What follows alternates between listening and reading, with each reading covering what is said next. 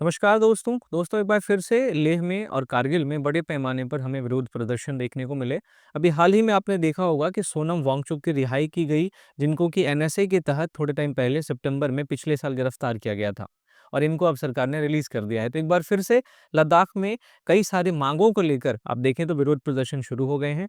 उनमें प्रमुख मांगे ये हैं कि लद्दाख को एक बार फिर से पूर्ण राज्य का दर्जा प्रदान किया जाए, क्योंकि 2019 में जब जम्मू और कश्मीर में आप देखें विभाजन किया गया था, तो जम्मू और कश्मीर जो कि एक राज्य था, उसको 2 केंद्र शासित प्रदेश जम्मू एंड कश्मीर और लद्दाख, इन दोनों में कन्वर्ट कर दिया गया था। तो एक बार फिर से लद्दाख के लोगों की ये मांग उठ रही है कि उनको पूर्ण राज्य का दर्जा प्रदान किया जाए। इसके साथ-साथ उनकी मांग ये भी है कि उनको छठी अनुसूची में शामिल किया जाए। उनके लिए एक अलग लोक सेवा आयोग की स्थापना की जाए और चूँकि जब ये इनको राज्य का दर्जा मिलेगा, तो राज्यसभा में इनको कुछ सीटें मिलेंगी, तो ये 2 संसदीय सीटों की भी मांग कर रहे हैं। और ये जो विरोध प्रदर्शन दोस्तों हो रहा है, ये लेह एपेक्स बॉडी और कारगिल डेमोक्रेटिक अलायंस, इन दोनों ने मिलकर किया है। तो दोस्तों आज के सेशन में हम ये समझेंगे कि आखिरकार लद्दाख की जो ये मांगे हैं, इन मांगों से किन-किन बातों की सुरक्षा हो पाएगी लद्दाख में, और ये जो मांगे हैं अगर इन मांगों को सरकार ने मान लिया तो फिर सरकार के सामने क्या-क्या चैलेंजेस नए-नए आएँगे। तो इन सारे मुद्दों पे हम आज चर्चा करने वाले हैं। तो आई एम योर दोस्त Rahul Sharma and I welcome you all to Rahul Sharma education. सबसे पहले दोस्तों बात करते हैं कि लद्दाख के द्वारा जो ये माँग की जा रही है, इस माँगों के पीछे का तर्क क्या है? लेकिन उससे पहले अगर आपने वीडियो को लाइक नहीं किया है, तो लाइक कर दीजिए। अगर आपने चैनल को सब्सक्राइब नहीं किया है, तो सब्सक्राइब कर लीजिए। दोस्तों लद्दाख को जब से एक केंद्र शासित प्रदेश के रूप में बनाया गया है, तब से आप देखिए वहाँ पे लोकतांत्रिक प्रतिनिधित्व का अभाव है। दरअसल 2019 में मैंने जैसा आपको बताया कि जम्मू कश्मीर का जब पुनर्गठन किया गया, तो उसके बाद एक लद्दाख जो है वो एक विधायिका रहित केंद्र शासित प्रदेश बन गया।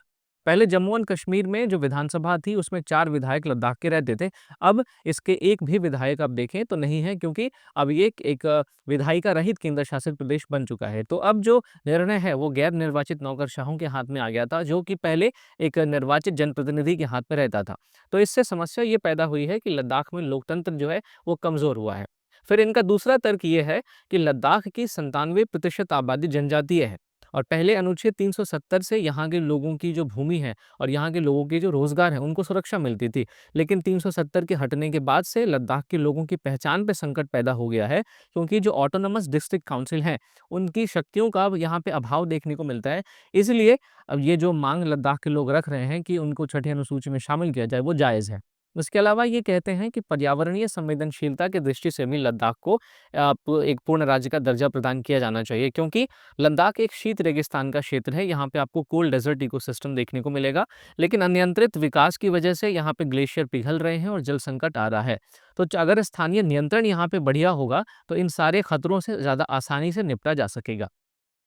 फिर उनका ये भी कहना है कि लद्दाख में एक अलग लोक सेवा आयोग के अभाव की वजह से यहाँ पे जो बेरोज़गारी की समस्या है, जो कि हमें राष्ट्रीय औसत से भी ज़्यादा देखने को मिलती है, 26.5%, उस बेरोज़गारी की समस्या का बेहतर समाधान हो पाएगा अगर लद्दाख के लिए एक अलग लोक सेवा आयोग रहेगी। और इन लोक सेवा आयोगों में डोमिसाइल आधारित भर्ती की जाएगी। डोमिसाइल आधारित भर्ती कहने का मतलब कि जो लद्दाख के निवासी हैं, वही इस लोक सेवा आयोग में हो पाएँगे।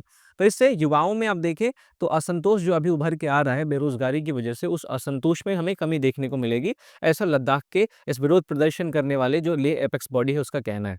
इसके साथ-साथ लद्दाख रणनीतिक दृष्टिकोण से भी काफ़ी महत्वपूर्ण है, क्योंकि इसकी सीमाएँ चीन से मिलती है, जो कि लाइन ऑफ एक्चुअल कंट्रोल है आपका देखेंगे। फिर उसकी सीमा पाकिस्तान के साथ भी लाइन ऑफ कंट्रोल के आस-पास मिलती है।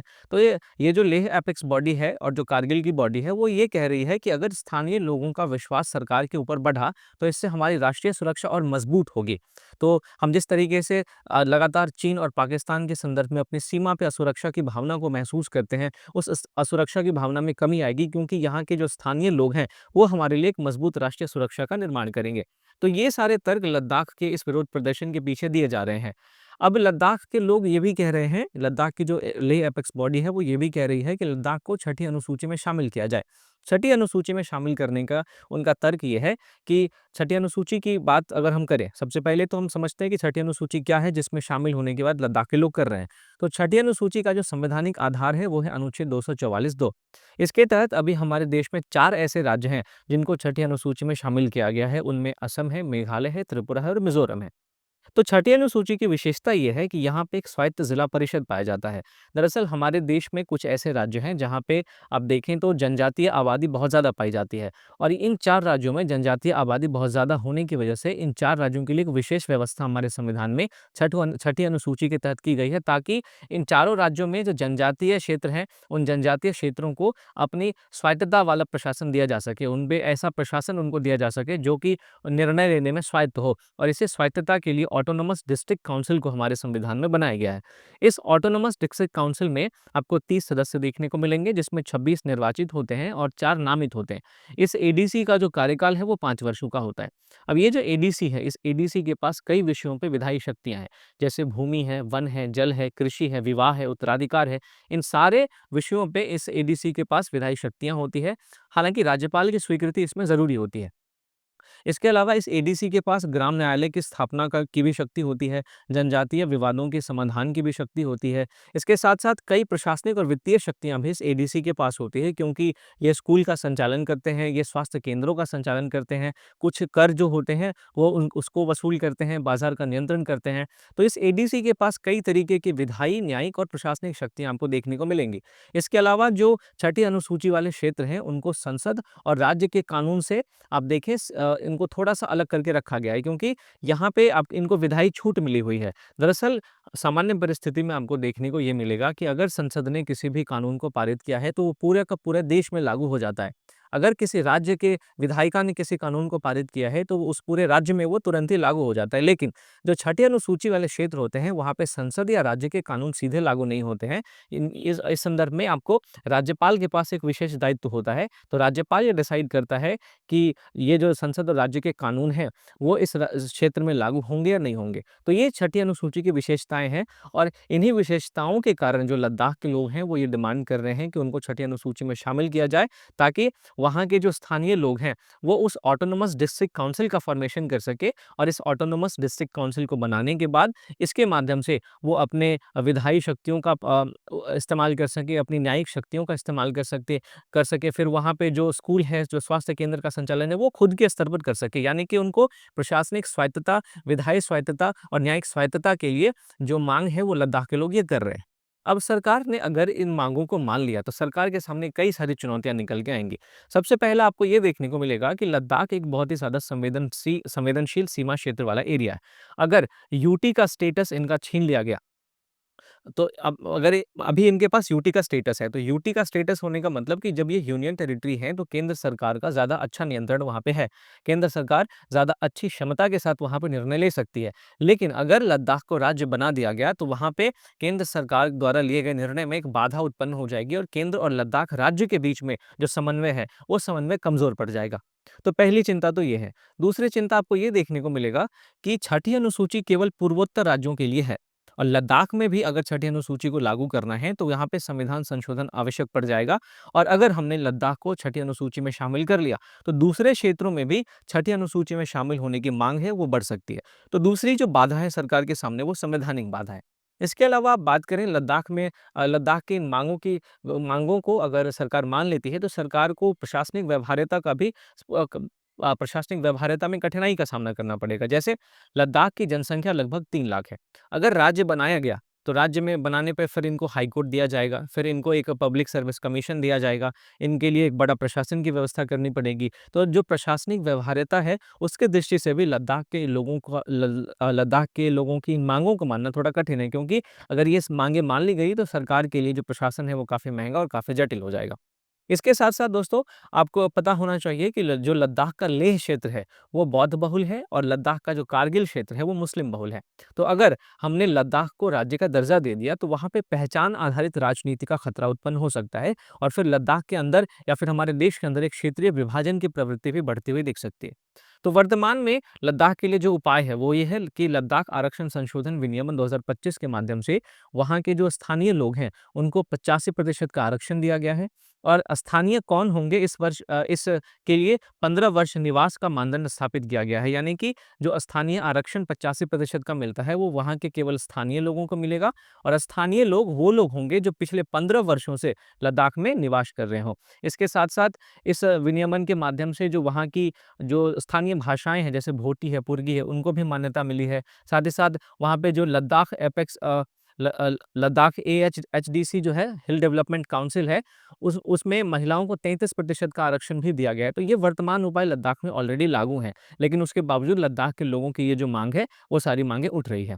तो सरकार के लिए आगे का रास्ता कुछ इस तरीके से हो सकता है दोस्तों, कि एक तो लद्दाख की जो माँग है, लद्दाख के लोगों की जो माँग है, वो तो है। सरकार के सामने जो चैलेंजेस हैं, वो तो हैं। तो सरकार इस पूरे मामले को इस तरीके से लेके आगे बढ़ सकती है, जो लद्दाख एपेक्स हिल डेवलपमेंट काउंसिल है, उसको ज़्यादा मजबूत बना सकती है, ताकि इस काउंसिल का भूमि, जल और संस्कृति पर अधिकार और बढ़े और ये एक मिनी लेजिस्लेचर की जैसी ढांचे पे निर्मित हो सके। इसके अलावा सरकार लद्दाख के लिए कुछ विशेष संवैधानिक प्रावधान भी कर सकती है, जिसका जिस तरीके का प्रावधान हमें अनुच्छेद 371 में देखने को मिलता है, जहाँ पे राज्यों को विशेष दर्जा दिया जाता है। तो ये प्रावधान भी सरकार फॉलो कर सकती है। इसके अलावा लद्दाख में बाहरी भूमि खरीद पर सरकार प्रतिबंध लगा सकती है और कैरिंग कैपेसिटी, यानी कि एक व्यक्ति कितनी भूमि को अपने पास रख सकता है, इस पर भी एक आप देखें तो सरकार प्रतिबंध लगा सकती है। इसके अलावा जो लद्दाख की लेह एपेक्स बॉडी है ना? इसके अलावा जो कारगिल की अपनी बॉडी है और केंद्र सरकार, इन तीनों के बीच में एक स्थायी संवाद मंच की स्थापना करके भी सरकार आगे बढ़ सकती है, ताकि एक संस्थागत संवाद को स्थापित किया जा सके और लद्दाख में पायलट प्रोजेक्ट्स के माध्यम से, चरणबद्ध सुधार के माध्यम से वहाँ के लोगों को सरकार एक भरोसा दिला सकती है कि भारत की सरकार लद्दाख के लोगों के साथ है। ना कि लद्दाख के लोगों की इन मांगों को मांग के। तो हमें इन दोनों के बीच में एक संतुलन बनाना पड़ेगा।